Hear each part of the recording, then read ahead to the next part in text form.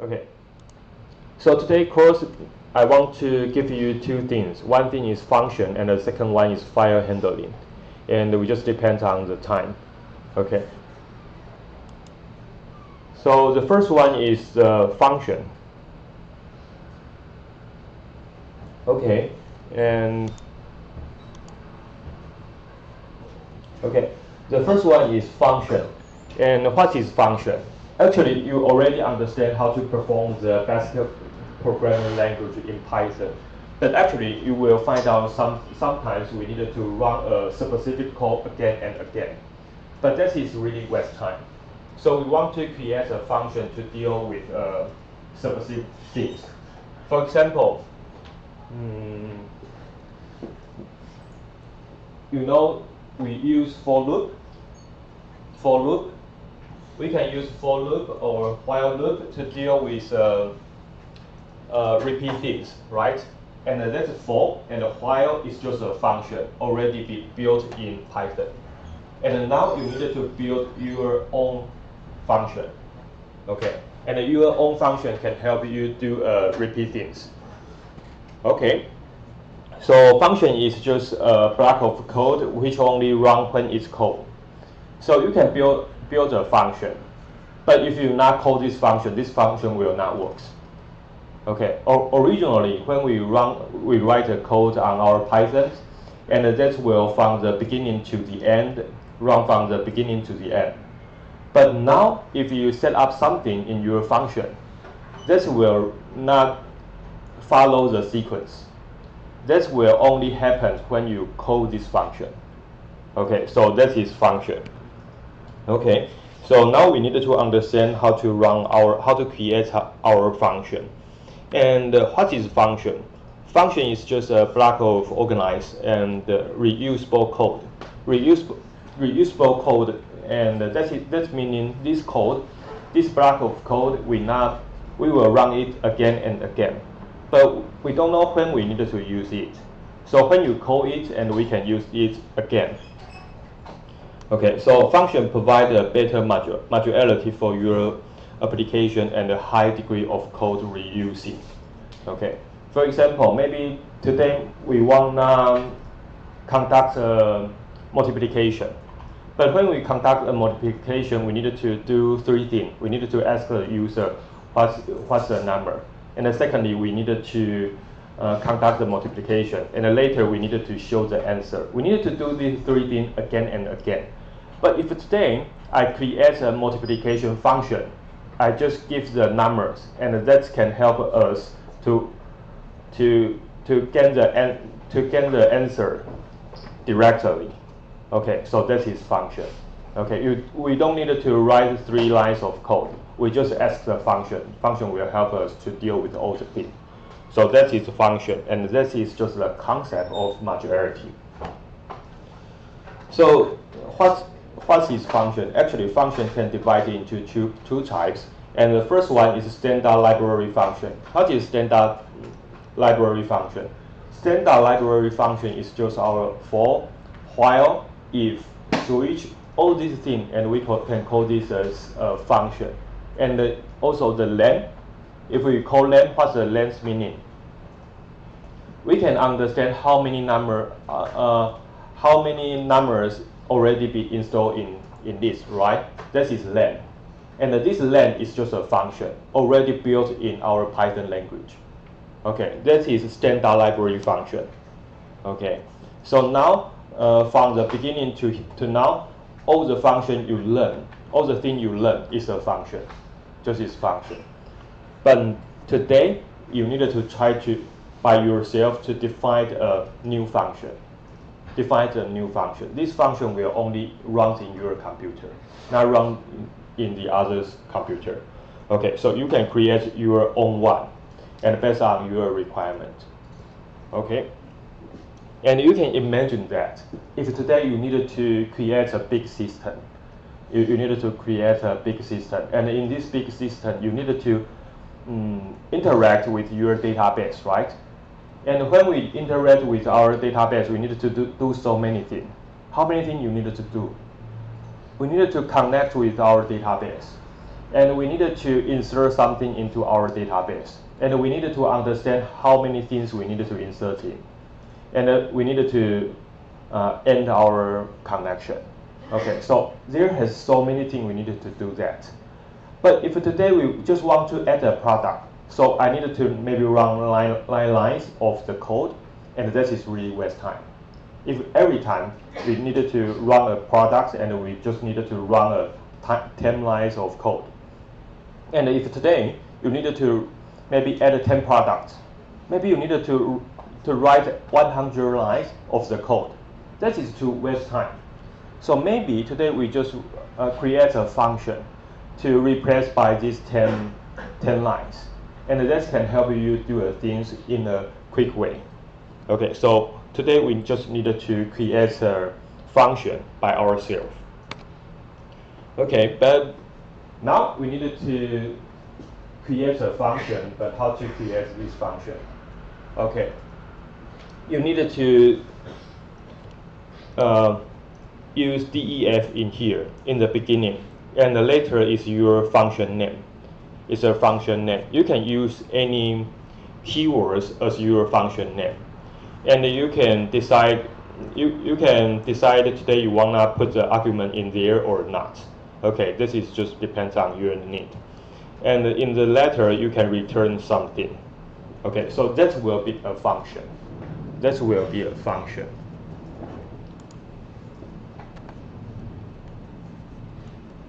Okay, so for example, we can see this one. If today we want to create a function to say hello with the user, okay, so we can just create like this one. We needed to put a def in here, and that is our function name, is greet. And the name will be argument. Okay, and we can print something, just our maybe string, and add the variable. Okay, the argument will be a variable. Okay, and what's this variable? This variable will equal to what the user put in. What the user put in. So if today I put Anson in here, that will be hello Anson. If today I put Amy in here, that will be hello Amy. Okay, so that is our function.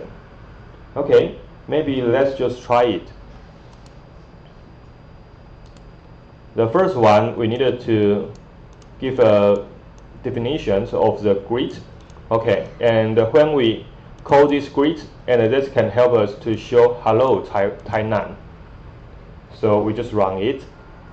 Nothing happened because we don't call it. That will not call this function. Okay, but when we call this function can truly perform. So we ask it. Okay, that will become hello Tainan. Hello Tainan.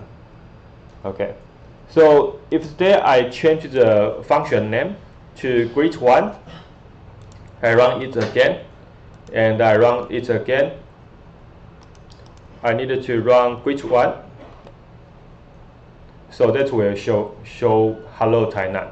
But if today I use greet2, okay, name greet2 is not defined. I haven't defined the greet2, so this function will not be called. Okay, so this code will only perform when we call the greet1. If today you not call greet1, and this code will not run. Okay, so that is function. That is function. Okay, so we just run it. And sometimes you will think that is a little bit boring because we will not truly interact with the function, right? That is just give a fixed answer. If today only get the fixed answer, that is a boring thing, right? So we try to interact with our function. We can try to put some value into our function, like this one. Okay, we don't care what the argument they will put in our function. Okay, we just call it as name. name is just our variable. Name is just our variable. So we can print hello with the variable name. And what's the value of the variable name? Is answer. Okay, because we put in here. Okay, so what's this meaning? This name is just like we have learned is like this one. Name equal to answer. This is just like this one. This is just like this one. Name is equal to answer. But today, we just put name in here because we will just make a connection between our variable and the value. Okay, we can build a connection directly. We don't need to show equal in there. We just show that there, you put anything, we will just recognize that as a variable name. Okay, so if today I put Anson, that will say hello with Anson. So we just show it. That will be hello Anson. And if today I want to have a greet with the other people, maybe like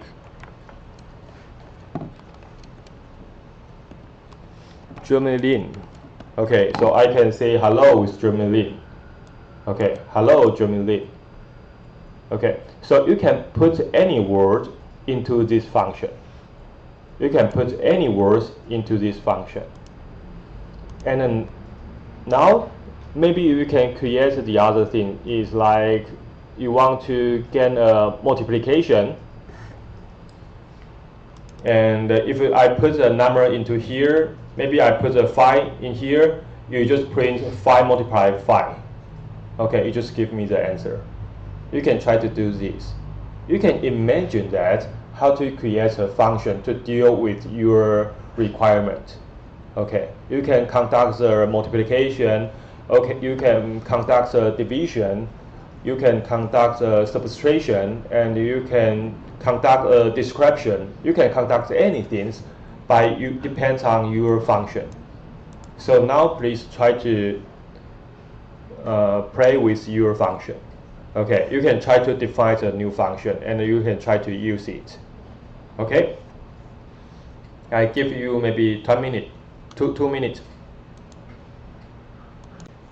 Okay, and if you are ready, we just move on. Okay, so next one is about maybe today we wanna put 2 arguments into our function. Okay, maybe today we just give the one variable is not enough and we wanna put 2 variables into our function. So we can do a thing just like this one. We can say, oh, if today the user put the first things and we will treat it as school. And the second variable, we can treat it as name. Okay, so we just set these 2 variables as 2 variable title. Okay, so I can say hello, school, and the name. Okay, so how to deal with this one? This one is just like how to connect with a variable and a string.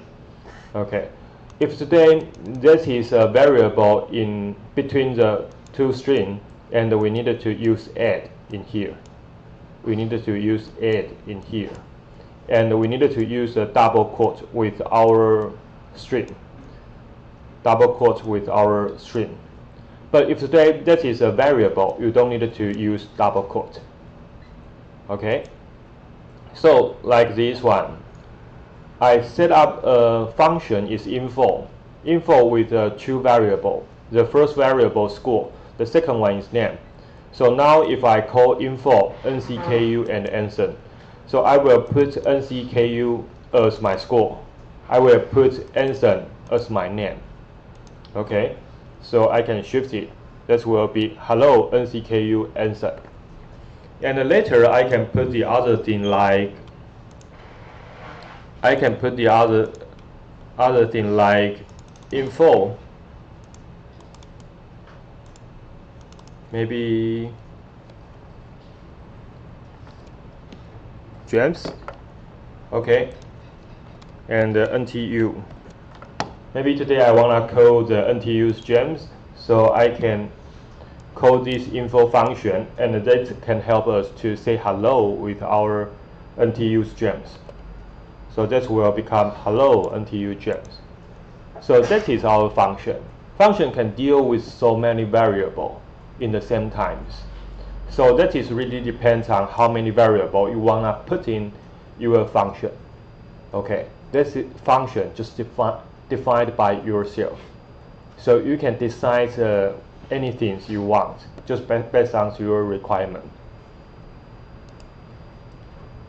And the other thing is maybe today we want to define the other function to help us conduct our addition. Okay, just like maybe today you give me two numbers, and the first number we will call it as number 1, and the second number we will call it as number 2. And I can call number 1 add number 2 will become our sum. Okay, and that will help us to print the sum. Okay, we can see the answer, we can see the result. So we just add numbers 5 and 10, and we run it. That will become 15. So when we call the add numbers, that will help us to combine all these two numbers. Okay, so we don't need to run it again and again. That is just really easy. And maybe we can call it again. Maybe we can use the other numbers, and that will help us to calculate. Okay, so that is about add numbers. Okay, so you can try to use the two variables in your function. Okay, and I give you 2 minutes, and you can write it. And now if you are ready, and here is our first assignment in today. Okay, please create a BMI calculator function that allows users to input their height and weight, and automatically display their BMI value through the function. Okay, so you can create a BMI calculator function. So that means in this BMI calculator function, and you need to have two variables to allow your user to enter these two numbers, and you will give the result of the BMI value.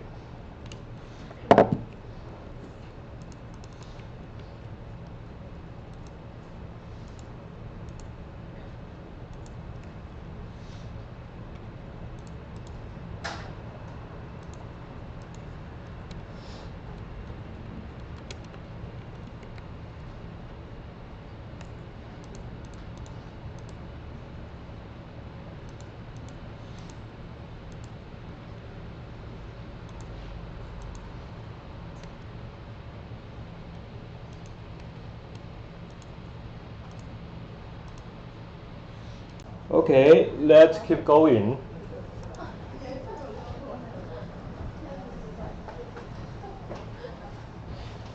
Oh, have I ever told you we will invite a lecturer to give a speech in next month?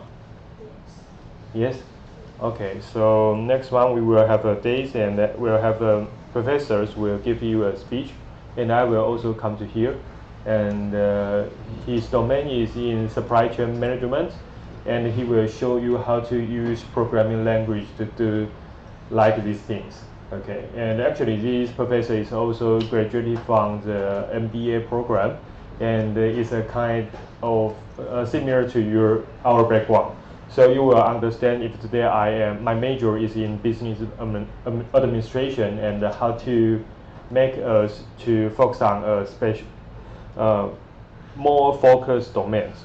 Okay, and in his domains he also needed to use so many algorithms and to conduct the research.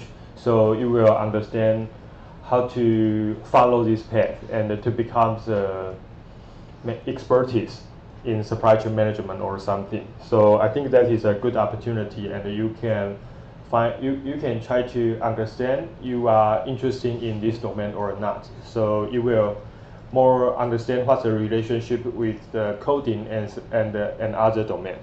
Okay. So let's just keep going, and now you can see this one is maybe today's we don't know how many arguments will put in our function. Okay, so we needed to add a star. We can add a star before the parameter name. Okay, so this parameter is just I call that as a variable. Okay, we need to put a star in here because we don't know how many variable, how many value we'll put in this function. So I just put a star in here, and I can use this way. If I know the second one, the second data is our youngest children's, and I can use this way. The youngest children is child 2. Okay. Oh, is our third one. Okay, our third one. If I can also, if the first one is our youngest, I can use child 2, child 0. Okay, this will just become this one. The youngest child is Ben.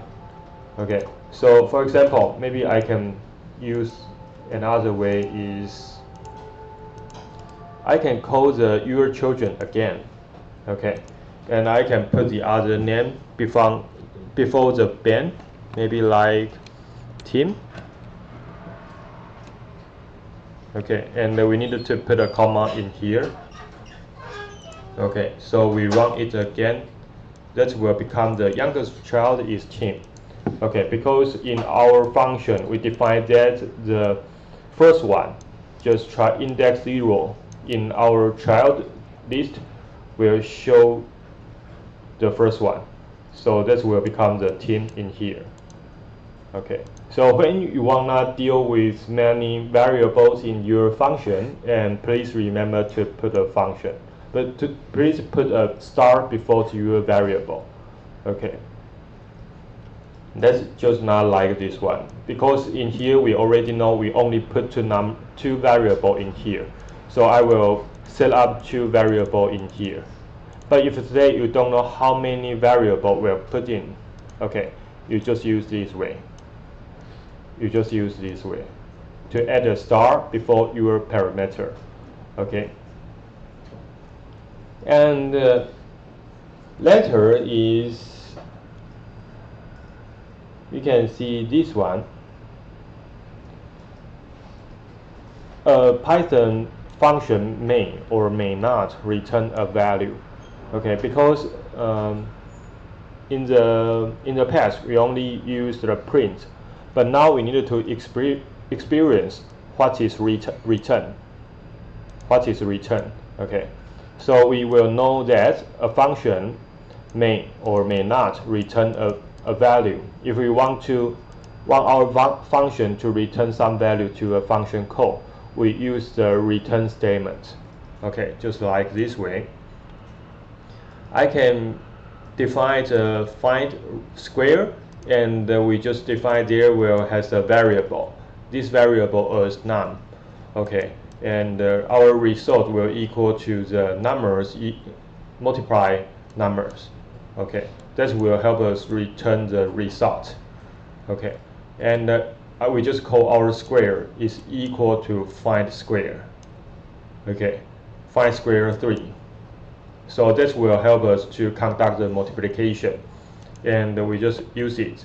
So we will see square 9 in here, and we will feel a little bit curious what's the difference between the return and the print. Okay, and maybe I can show you like this one.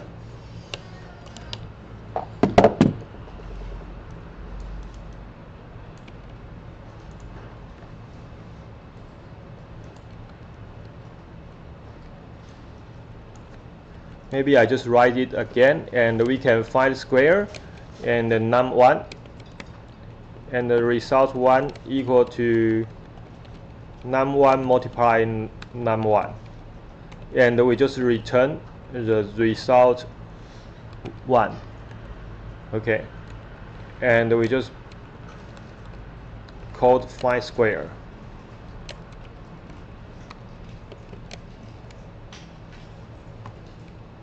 and we enter it, you will see here is 9. You will see here is 9.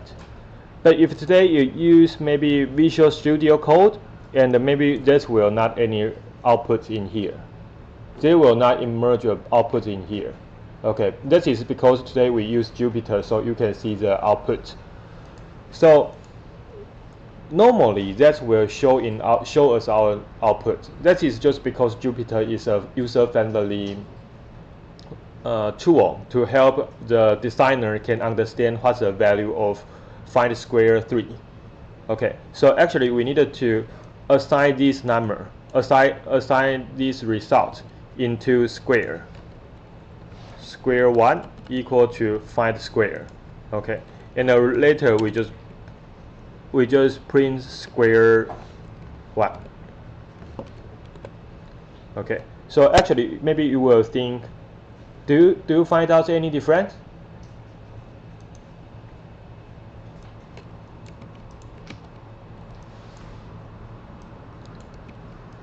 Okay, this is first one, and this is the second one. What's the difference? Can you find out any difference?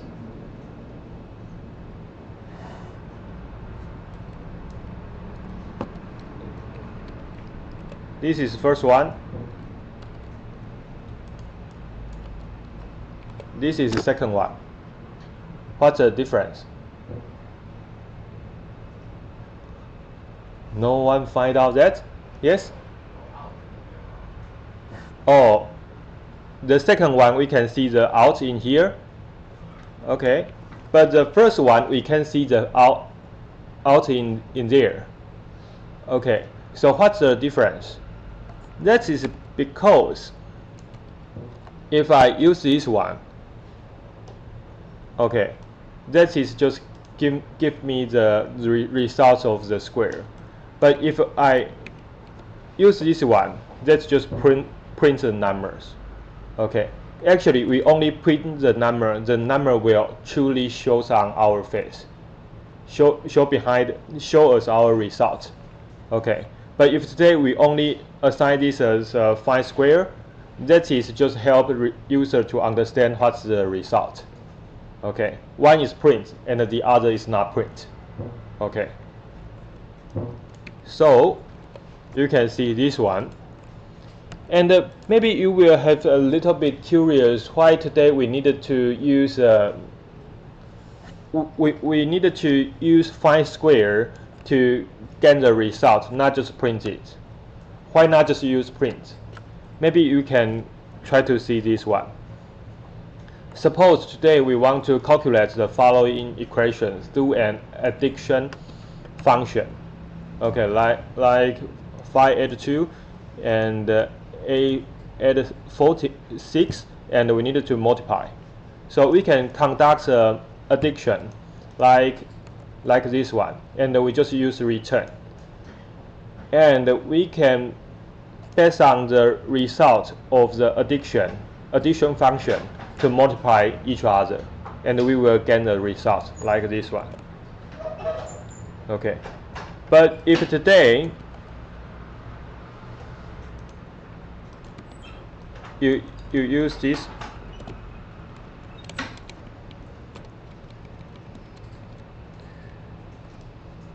can you do this? Can we change the return into the print?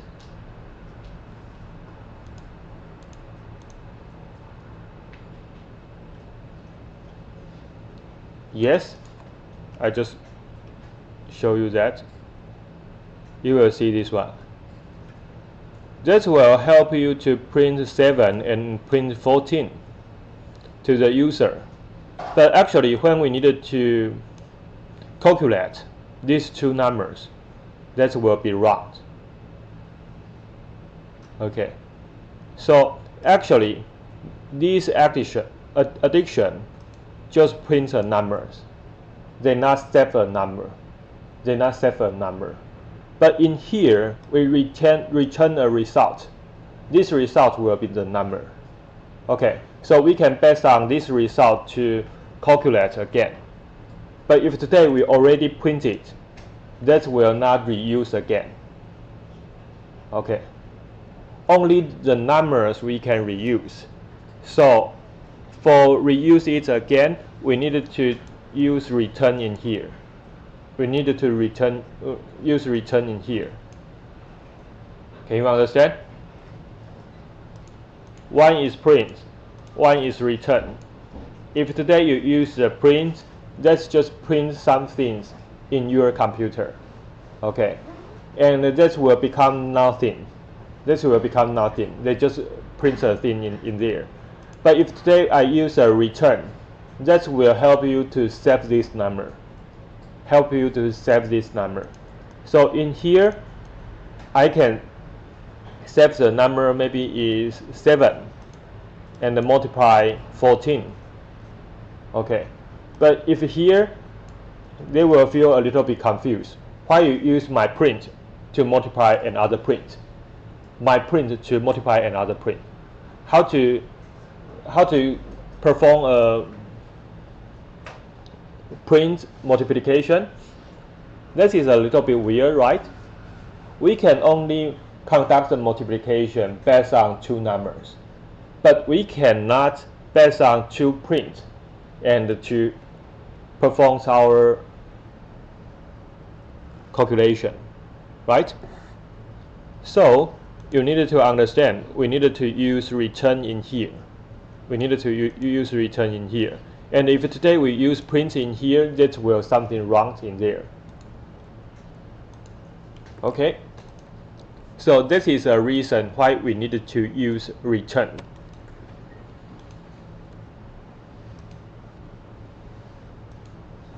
Okay. And now maybe just keep going.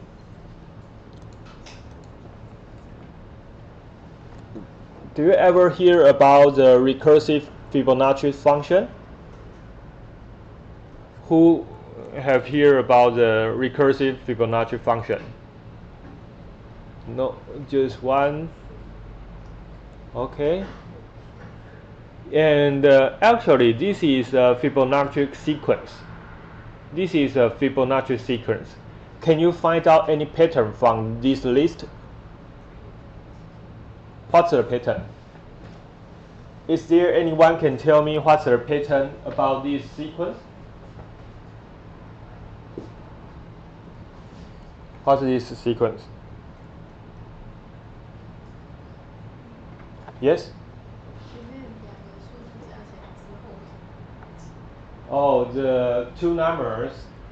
The third numbers will based on the two numbers additions. Okay, maybe 1 add 1 will become 2, and 1 add 2 will become 3, and 3 add 5 will become 8, 5 add 8 will become 13. So that is the pattern. Okay, and the third number will just depend on the first number add second number. So that is this pattern, the pattern of the recursive sequence. And we will call this as recursive Fibonacci. And can you build up a recursive Fibonacci function? How to build this function?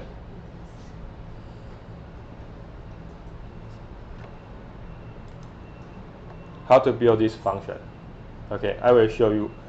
Fibonacci is fn equal to fn minus 1 add fn minus 2. Okay, and you needed to depend on this algorithm to create your function. Okay, how to create this function? I give you 2 minutes, and you can try to create your Fibonacci function. Fn equal to fn minus 1 add fn minus 2. How to create this function? But you needed to understand one thing. 1, 1, here is 2. Okay. They don't have the previous two numbers. The first one and the second one, they don't have the previous two numbers. Okay. because that is our first number, that is our second number. We just follow this pattern after our third number. Start from our third number, we will have this pattern. But the first two numbers will be 1. Okay. So maybe you can create a control statement, right? We can use an if else and to evaluate at the beginning. And after, we just follow this pattern to give the result. Okay, so now please try to think about that.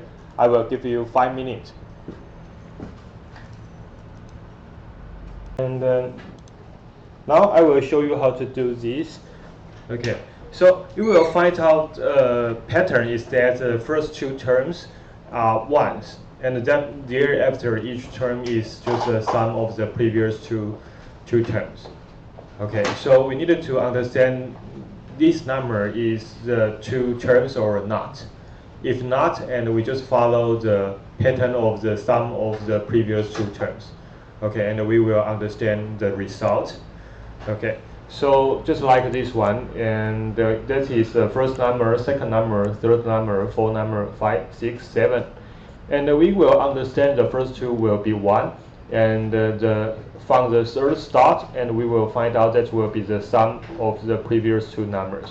Okay, so these two will be the sum of 1 and 1. And these three will become the sum of 1 and 2. So that is the pattern.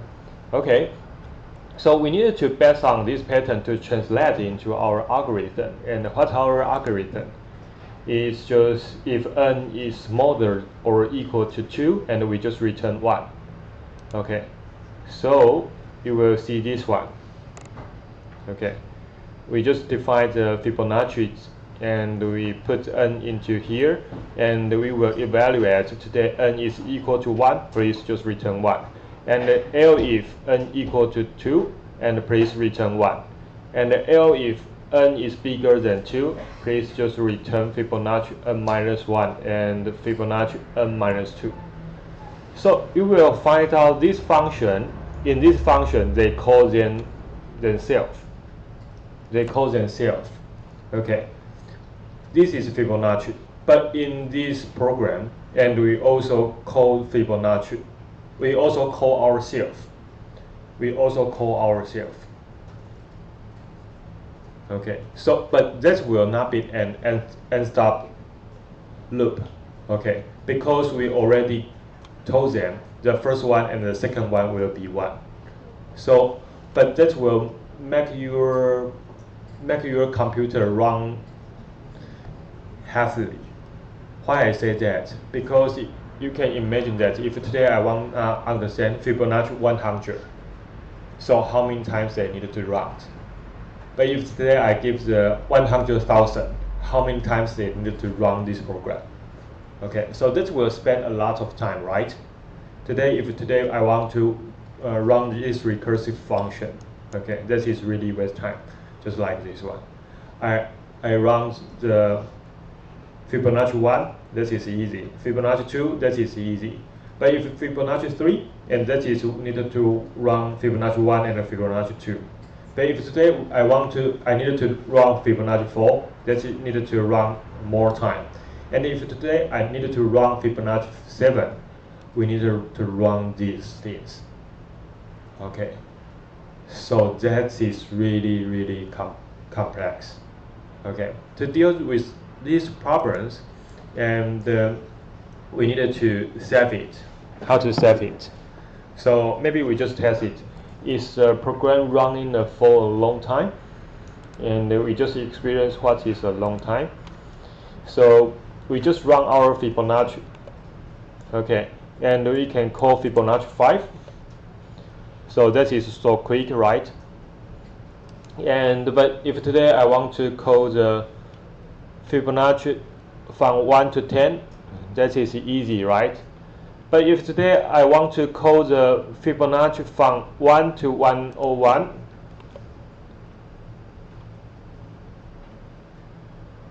okay, 35, 36, 1, 2, 3, 4, 5, 6, 7, 8, 9, 10. 37. 1, 2, 3, 4, 5, 6, 7, 8, 9, 10, 11, 12, 13. 13 seconds to run 38.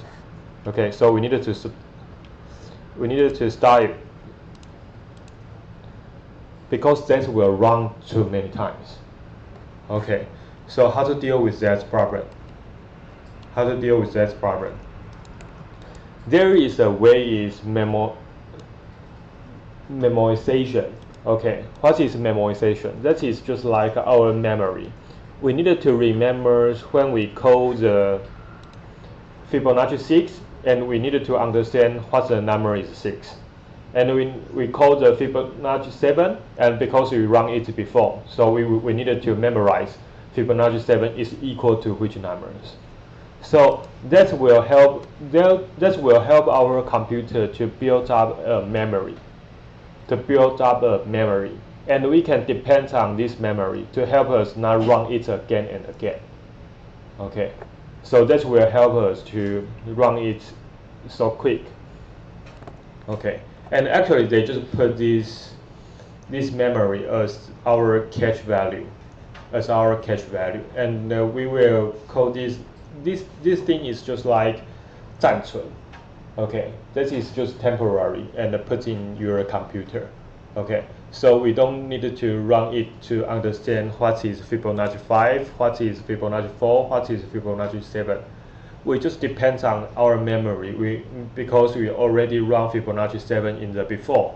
So we already what's the value of Fibonacci 7. So we don't need to run it again. So how to do it? You just add this one. You needed to import a function tool, functools. Okay, and we use functools LRU cache. Okay, and that can help us to run this program so quickly. Let's see this one. We import the functools and we add functools LRU cache. Okay, and we run it. Wait a moment, I think I needed to reopen it again. How to reopen? Maybe I just shut down it and I open it again and I run this function to 100. So quick, right? So quick. That is because we set up our memory. And our memory, this function is based on the functools, this library. Okay, because functool is a library which not existing in our system, so we needed to import it. We needed to import functools, and we needed to find the functools package to find out a function is LRU cache. Okay, and based on LRU cache, and that can help us to perform this Fibonacci function so quick. Okay, so you can try to write down this code.